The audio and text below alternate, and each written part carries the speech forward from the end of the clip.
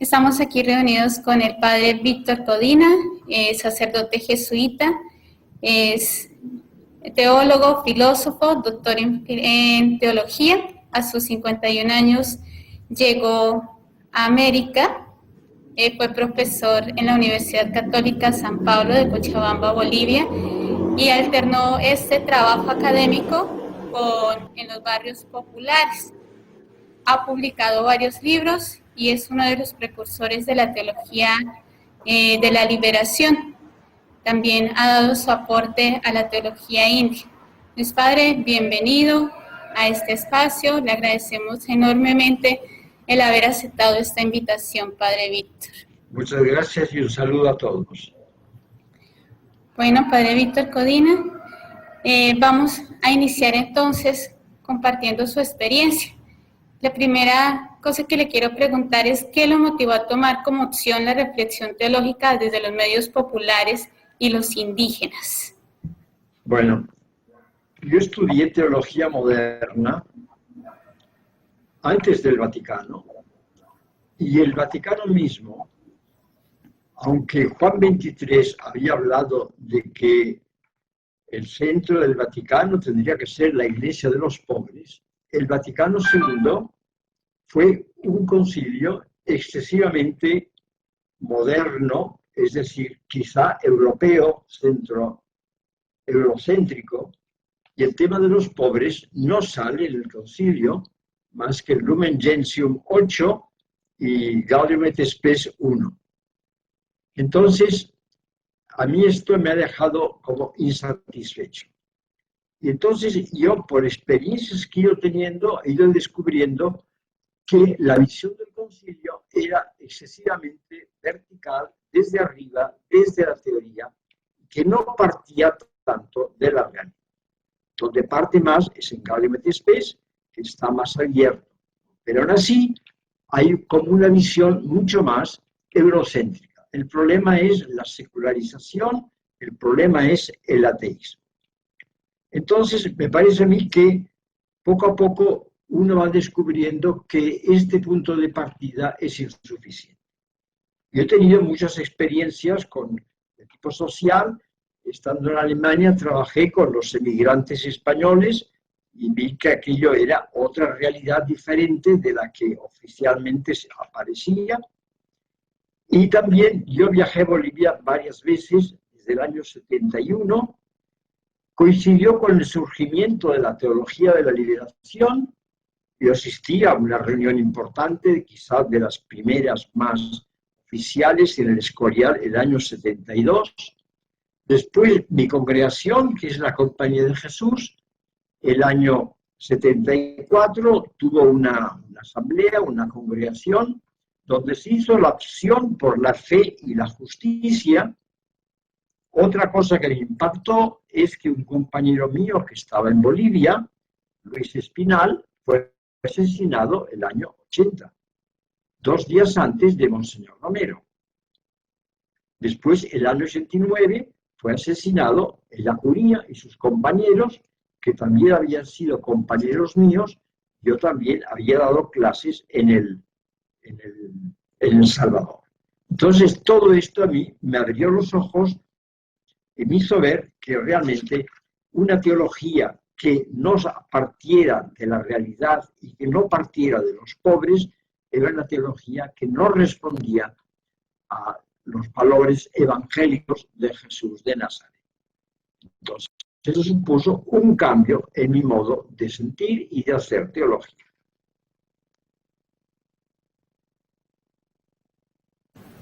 Padre Víctor, sabemos que esta reflexión teológica, la teología de la liberación, no fue aceptada por la Iglesia jerárquica en un inicio.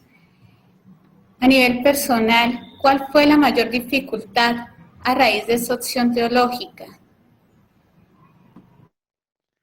No, yo en este sentido no tuve especiales dificultades, más que pues, críticas de compañeros que pensaban que esto era una cosa peligrosa, que esto olía a marxismo, pero yo no he tenido, desde este punto de vista, algunas críticas, no he tenido yo. De manera que yo he podido actuar con una cierta libertad. Y claro está, después ha cambiado, es decir, desde que está el Papa actual, pues la cosa ha cambiado mucho. Lo que pasa es que hemos vivido una especie de invierno eclesial, en tiempo de Juan Pablo II y en tiempo del mismo Benedicto XVI, que, bueno, pues que todas estas cosas quedaban muy oscurecidas, muy oscurecidas. En el fondo, para mí, es que las intuiciones del concilio todavía no se acaban de entender, no se acaban de comprender, y que entonces aquella propuesta de Juan XXIII de una iglesia de los pobres recién ahora se está retomando con el Papa actual.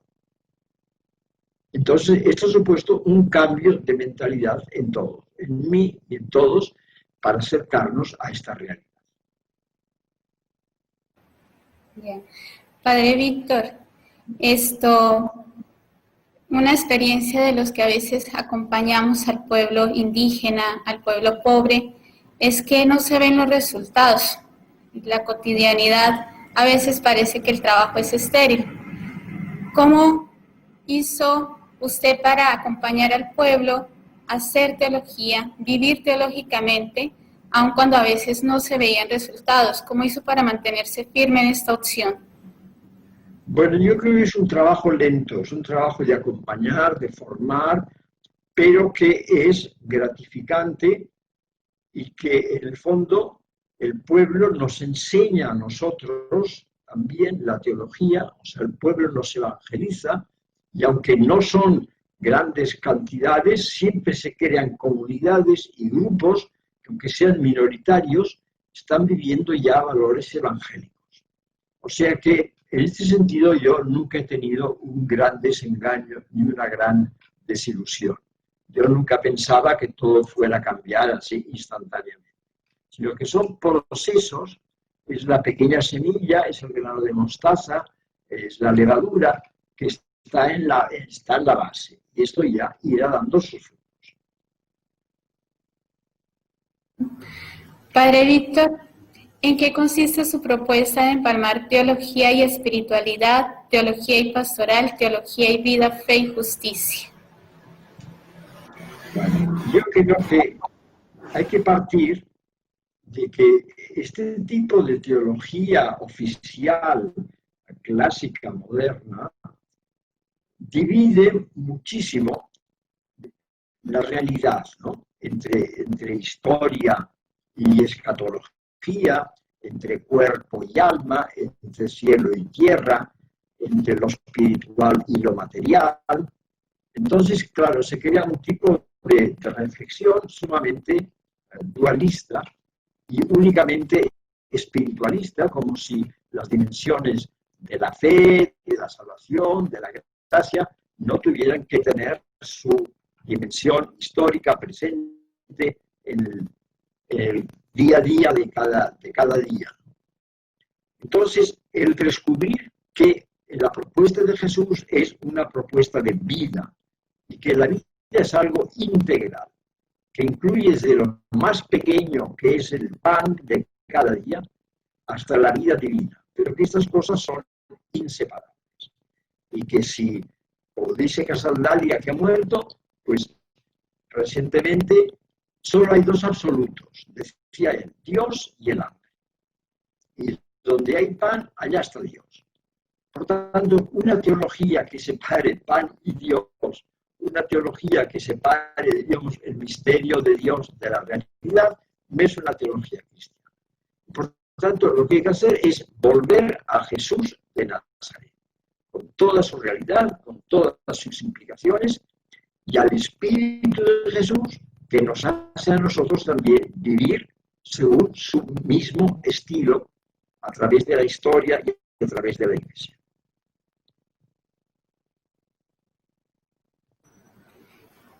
Padre, ya entrando un poquito más de lleno en el tema de la teología, ¿qué papel han jugado los indígenas dentro de su reflexión teológica? Bueno, yo he estado en Bolivia y por tanto yo he trabajado en Bolivia en el mundo quechua y en el mundo aymara. En Oruro y en Cochabamba. En Santa Cruz, algo con el mundo guaraní, con Charagua, y también he estado en Mojos trabajando con el pueblo mojeño, que son, en el fondo, son amazónicos. Entonces, vamos a ver, hay una cosa que me parece a mí que es importante, y es que hemos considerado, con una visión un tanto, podríamos decir, más sociológica, incluso marxista, a los pobres como aquellas personas que no tienen riqueza.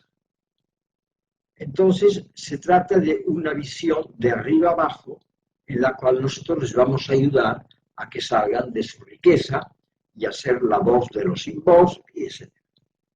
Esto me parece a mí que es una visión parcial. Y hay que darnos cuenta que los pobres no solo son pobres, sino que son diferentes.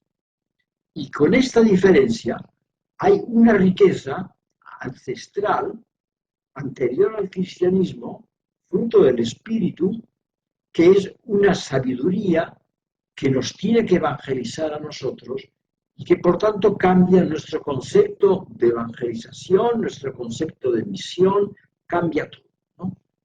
Porque así como los primeros misioneros al llegar a América Latina pensaron que los ritos y las culturas eran cosas diabólicas, ahora nos damos cuenta que el espíritu había llegado antes que los misioneros. Los misioneros siempre llegan tarde.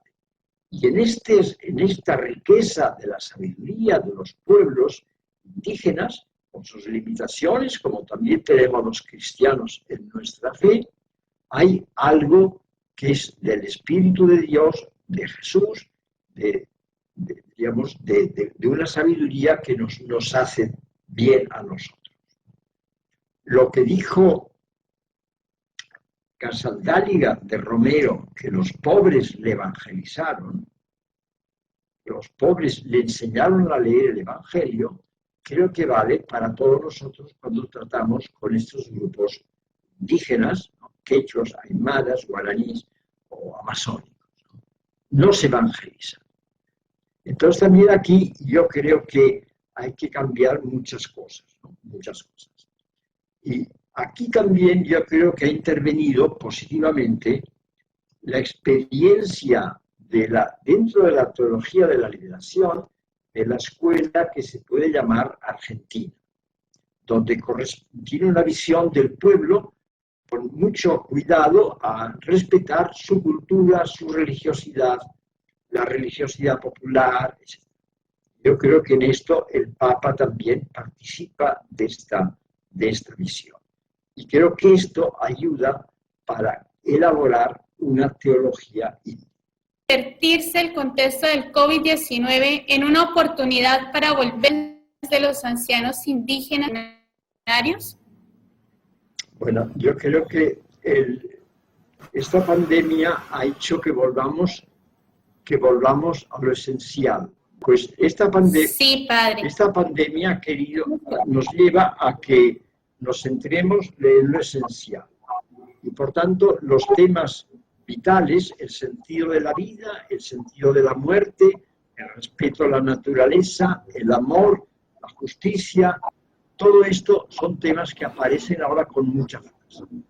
Entonces, precisamente, yo creo que los pueblos indígenas tienen una visión mucho más cercana a la realidad, mucho más cercana a Dios, a la tierra, a la comunidad, a una vida mucho más sobria y mucho más compartida, en armonía con Dios, con la comunidad y con la tierra, y estos son para nosotros un modelo. Además de que ellos, durante años, a través de la sabiduría de las hojas de sus árboles, etc., han sabido también defenderse de todas estas epidemias que a lo largo de los años han tenido. Yo creo que son para nosotros un ejemplo y que la sabiduría de los ancianos y la sabiduría de estos pueblos nos tiene que hacer reflexionar. Por ejemplo, el tema de vivir bien, que es un tema que el mundo andino, el Sumach Kawsay, pero también que llega a estos pueblos de la Amazonía, yo creo que es una gran enseñanza para nosotros. O sea, frente al vivir siempre mejor, siempre a un desarrollo posterior, siempre que vaya cada vez más, aunque sea destruyendo la naturaleza, aunque sea creando desigualdad, esto no conduce a nada.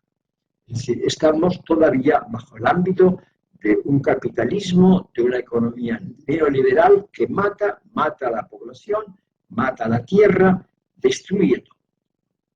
Entonces me parece a mí que esta pandemia nos tiene que hacer reflexionar para ver que el camino que hemos seguido hasta ahora es un camino que no tiene futuro.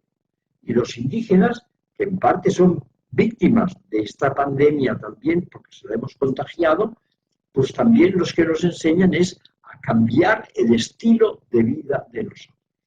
En el fondo, el estilo de vida de ellos es un estilo que se acerca mucho más al de Jesús de Nazaret. Entonces yo he estudiado un poco el tema del espíritu y me parece que es importante ver que el espíritu nunca está en huelga, siempre está trabajando, no solo en la iglesia, sino en la sociedad, y que el espíritu trabaja desde abajo. Es decir, el espíritu trabaja sobre todo en los momentos de dificultad, en los momentos de caos, como al principio del Génesis, y trabaja desde las mujeres que no tienen hijos, desde los oprimidos, desde los niños, desde los esclavos, desde los indígenas. Y por tanto, a partir de abajo nos está enseñando una vida nueva, diferente, a la que nosotros no estamos acostumbrados. Y por tanto, yo creo que esta circunstancia nos debería hacer cambiar muchísimas cosas y empezar una vida totalmente nueva, diferente. Padre Víctor, muchas gracias. Muy buenas sus reflexiones. El Señor los siga bendiciendo, los siga animando en todo este camino que usted ha seguido dentro de la reflexión de la teología de la liberación, la teología india. Y de verdad, inmensamente agradecida con usted. Muy bien, muchas gracias. Para acabar, quisiera decir una cosa, y es que Sí. yo he participado en el sínodo de la Amazonía como experto, y lo más interesante del sínodo ha sido el parecer de los y sobre todo las indígenas, religiosas y mujeres indígenas que han hablado con una libertad, con una claridad, con una visión de realismo y de contundencia que yo creo que esto ha marcado profundamente el sínodo.